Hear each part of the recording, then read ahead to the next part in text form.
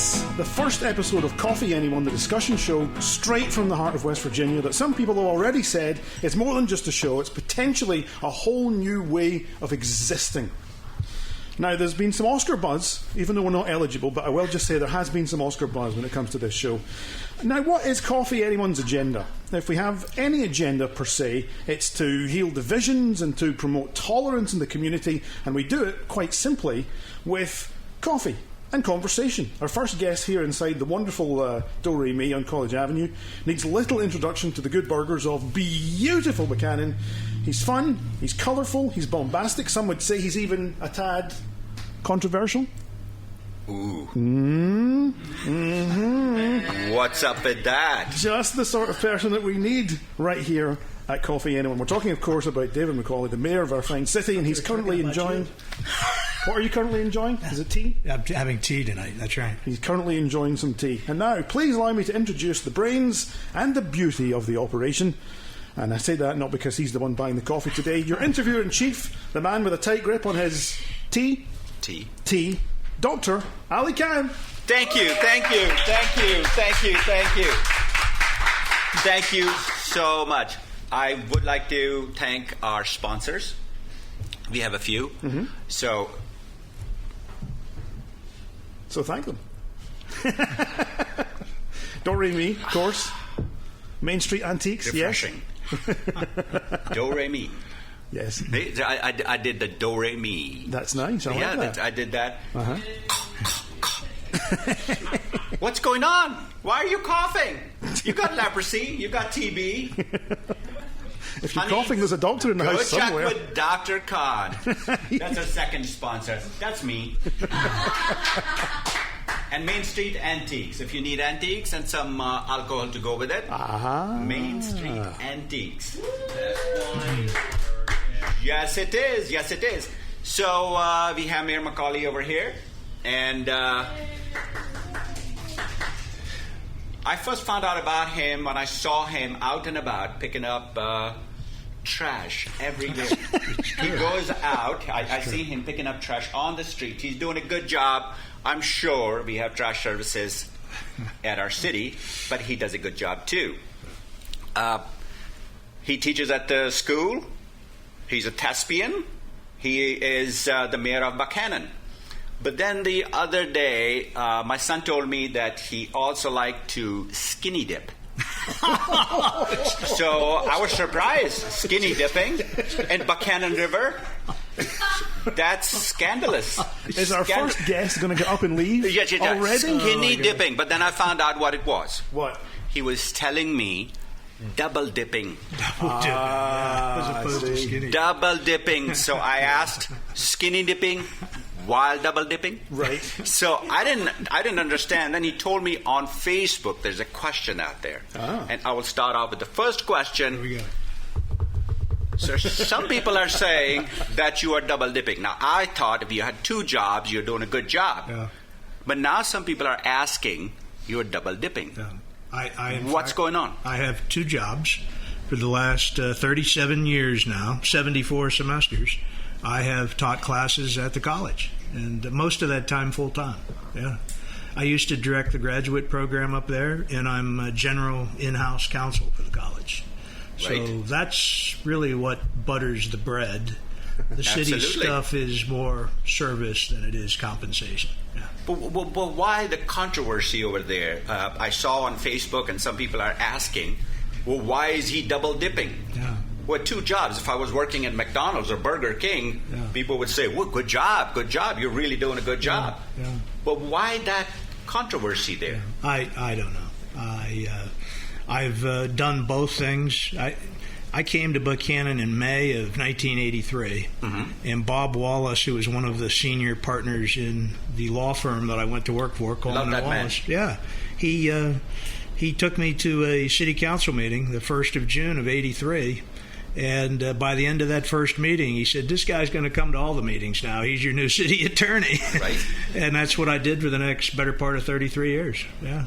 Oh, that's awesome. Yeah. That's awesome. So the controversy is really not a controversy, just people trying to make these things up. Yeah, you can walk and chew gum at the same time. You can do. Oh, absolutely, absolutely. Yeah, that's very commendable. Yeah. Well, the other question I had was there was a ordinance 434, if I'm correct. That's correct. It kind of divided the city. Yeah. And I just want to know your perspective on that. Yeah. How did you support it? Yeah. And why did you support it? Well, if you did. For the past, I was sworn in as a member of the bar the 1st of May of 1983, so coming up on 37 years.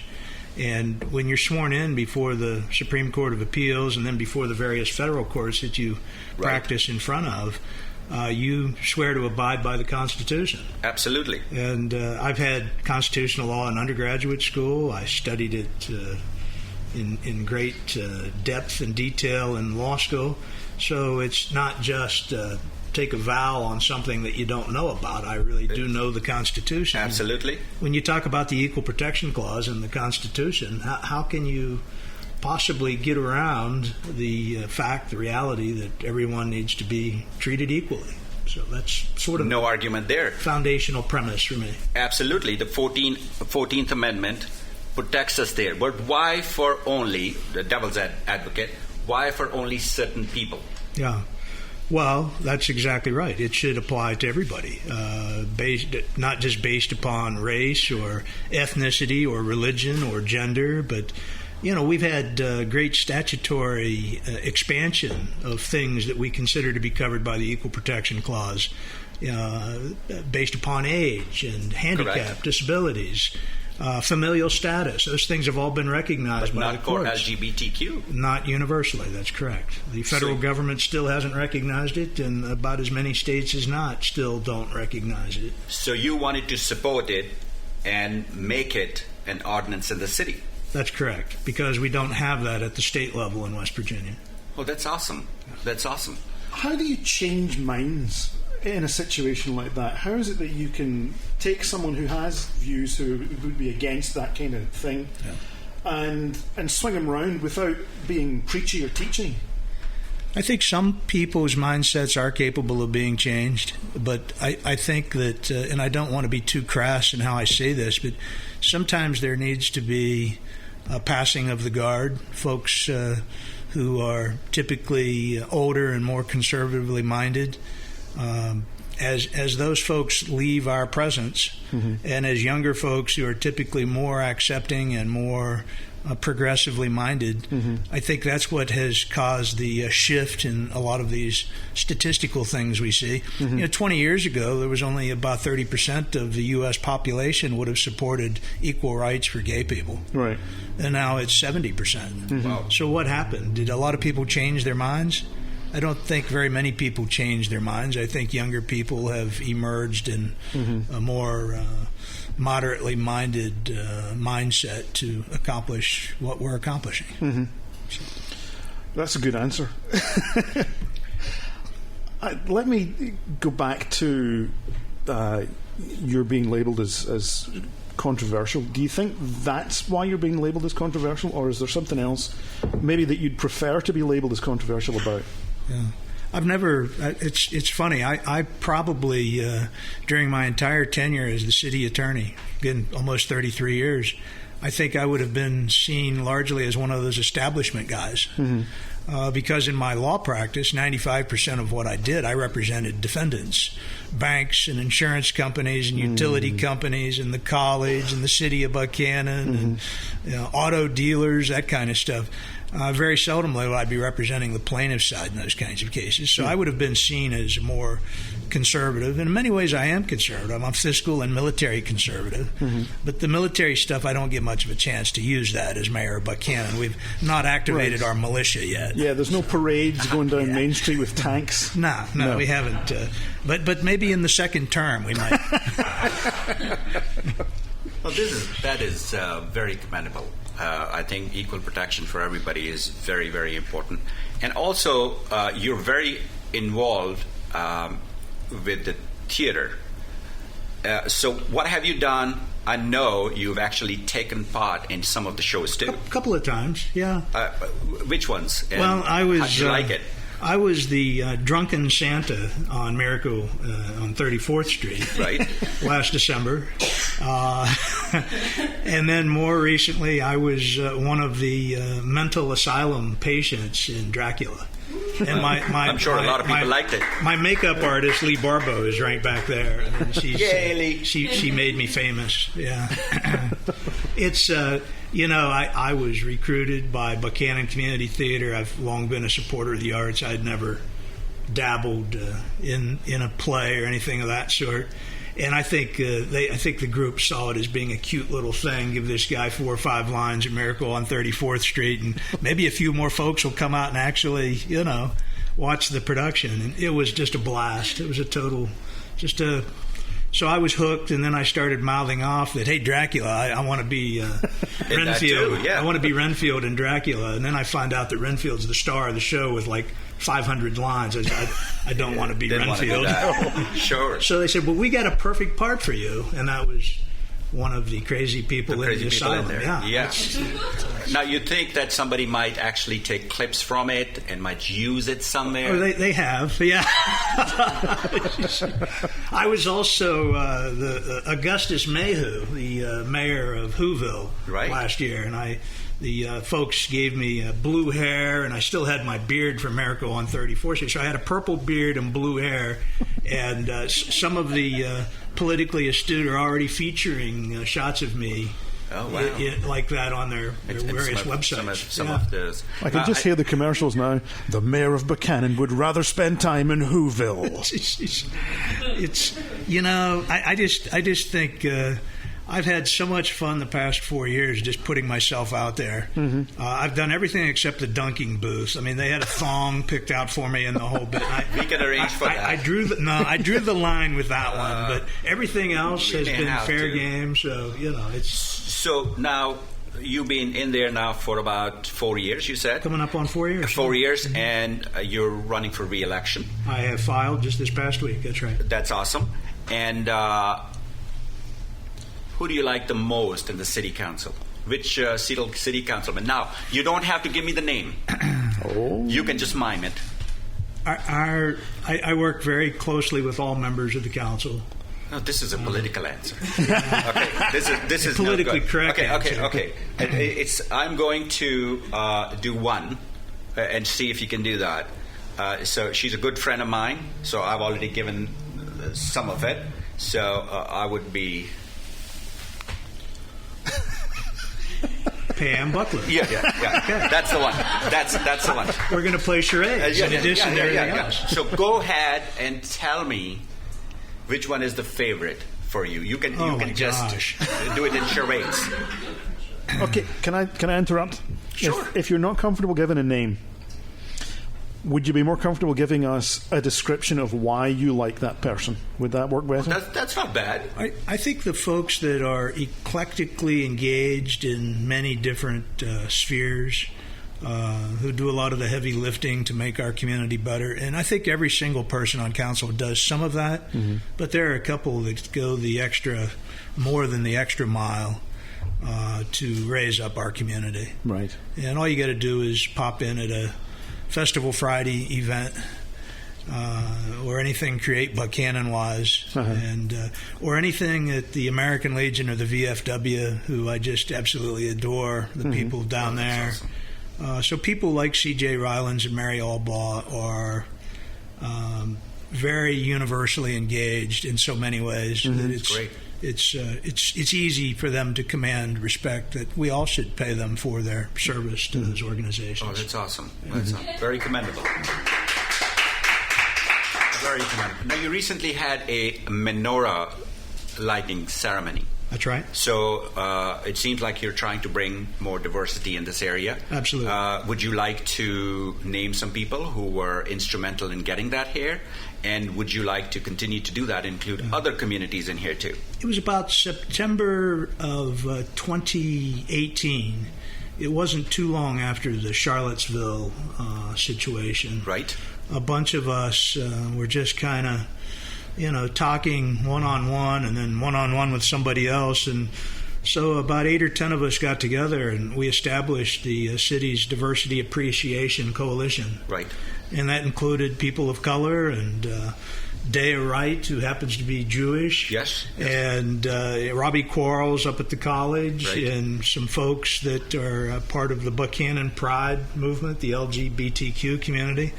And we just started having meetings at City Hall. And, I remember back in the 70s, people preaching about tolerance for right. those that were different from right. you. And then as you get into the 80s and 90s, it kind of morphed from tolerance to more of an appreciation. Right. Not just tolerant, but you appreciate people's differences. Absolutely. But beyond appreciation is just actually full embracement.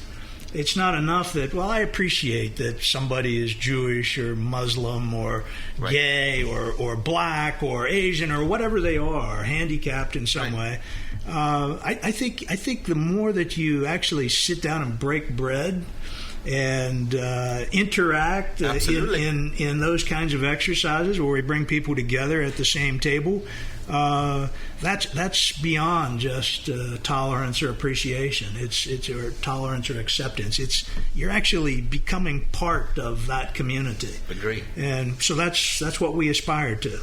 That might not sound sincere coming from a guy who has largely been a lifelong Republican, but it's the way I feel about it. So. Oh, absolutely. I mean, it doesn't matter whether you're a Democrat or Republican, as long as you're tolerant, accepting. That's right. That's all that matters. That's right. Now, we've seen a little bit of intolerance coming up here and there. What do you say to those folks? I mean, I've actually offered a lot of those folks to sit down with me, have some coffee, interact. What do you say to those folks about them trying to have just one agenda for the city rather than an inclusive agenda? Yeah.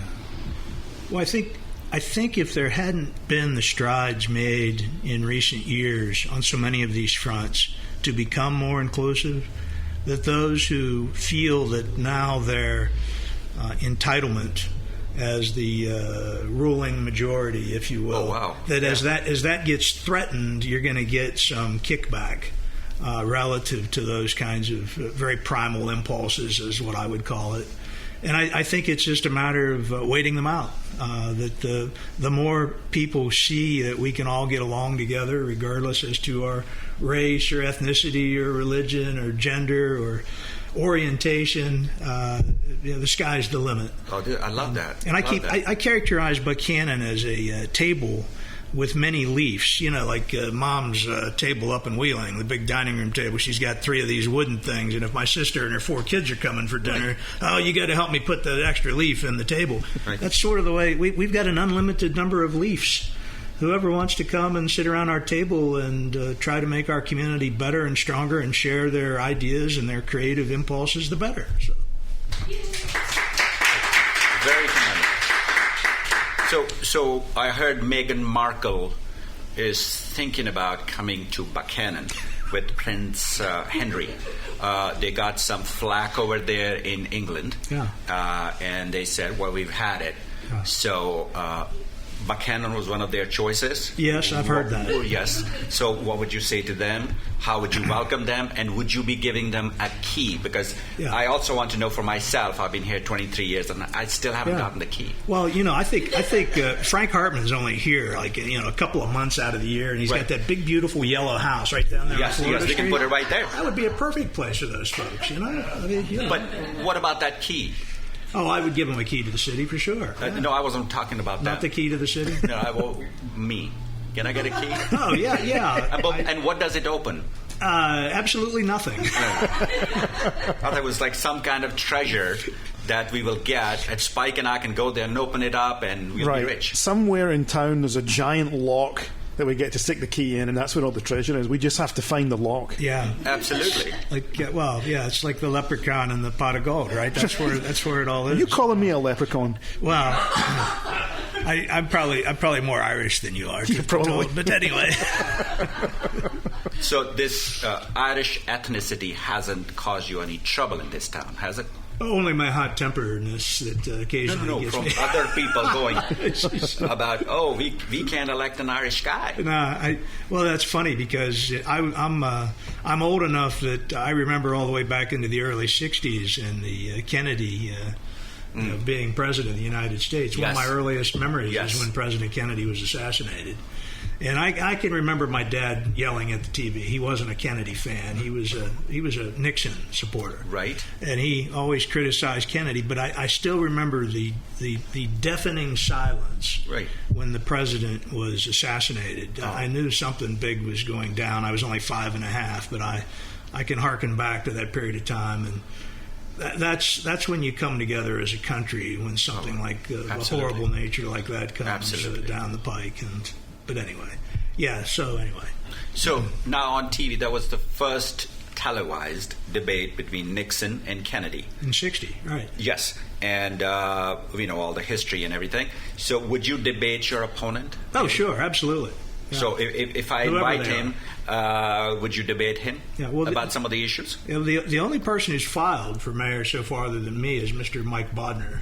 Mike Bodner, so you will debate him or anybody else? Sure, absolutely. Yeah, I know Mike. Yeah. So, would you debate them here?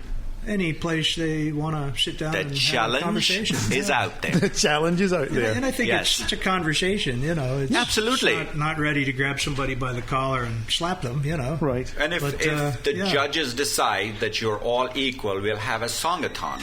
There you go. Just don't make me dance. Yeah. No dancing? No dancing. I have a professional dancer coming in one of those shows in future. Yeah. Would you come back and dance? Get a lesson or two? Yeah, tap dancing, ballroom dancing. We're going to have I've that. had 3 wives leave because I couldn't dance. I know. It's I sing pretty decent, but the dancing just... You do need 2 jobs. Yeah. You're telling me. Yes. So tell us more. I'm eternally intrigued by political positions because I'm going to say it right here and right now, I'm not especially political myself. Yeah. I'm not a political animal. Yeah. Despite years in talk radio. But what is it that makes a good mayor? And where do you fall into that category? Well, I worked for 8 different people who held the position prior to me as the city attorney. Mm-hmm. And I thought I had drawn a pretty good bead on the amount of energy I would need to bring to the table to be successful for our community. Mm-hmm. And I honestly was clueless. I think it's a 25-hour-a-day job. Mm. You never quite get sated or satisfied that you have done everything you wanted to do that particular day. Yeah.